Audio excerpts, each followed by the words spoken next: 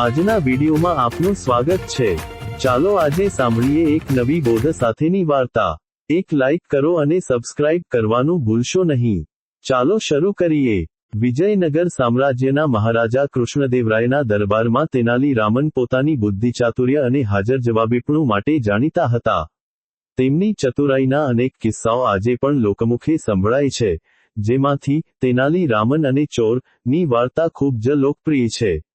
આ વાર્તા માત્ર મનોરંજન જ નહીં, પણ મુશ્કેલ સમયમાં શાંત રહીને કેવી રીતે માર્ગ કાઢવો તેની પ્રેરણા પણ આપે છે।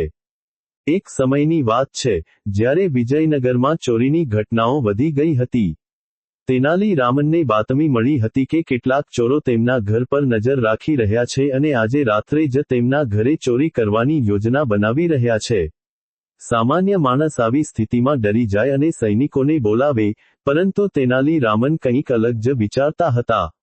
તેમણે રાત્રે સૂતા પહેલા પોતાની પત્ની સાથે એક યોજના બનાવી। જ્યારે રાત પડી અને ચોરો તેનાલી રામનના ઘરના પાછળના ભાગમાં છુપાઈને સાંભળવા લાગ્યા, ત્યારે તેનાલી રામન પોતાની પત્ની સાથે મોટેથી વાતો કરવા લાગ્યા। તેમણે કહ્યું, સાંભળ્યું, આજકાલ શહેરમાં ચોરીઓ બહુ વધી ગઈ છે। મેં વિચાર્યું છે કે આપણા ઘરેણાં અને કિંમતી સામાન ચોરોથી બચાવવા માટે આપણે તેને આંગણાના કૂવામાં છુપાવી દેવા જોઈએ। ત્યાં કોઈની નજર નહીં પડે। ચોરોએ આ સાંભળ્યું અને તેઓ ખૂબ ખુશ થઈ ગયા। તેમને લાગ્યું કે મહેનત વગર જ બધો ખજાનો હાથમાં આવી જશે।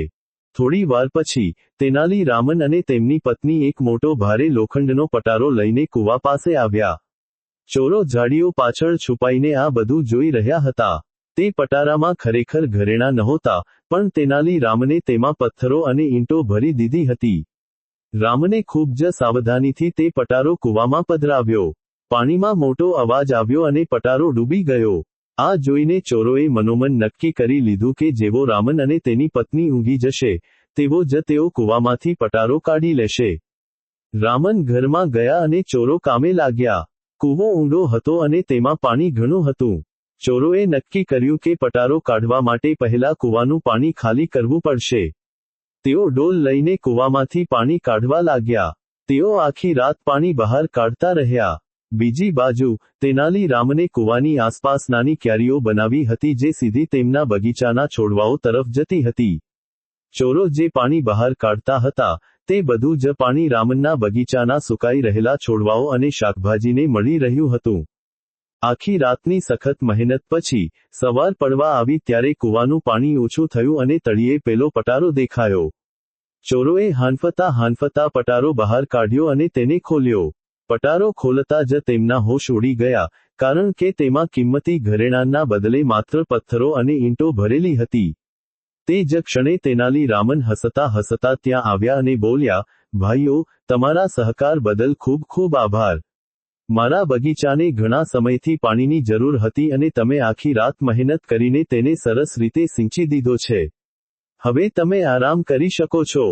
ચોરો સમજી ગયા કે તેઓ તેનાલી રામનની ચતુરાઈનો શિકાર બન્યા છે। તેઓ ત્યાંથી ભાગવા ગયા, પરંતુ રામને પહેલેથી જ સૈનિકોને જાણ કરી રાખી હતી, જેમણે ચોરોને પકડી લીધા।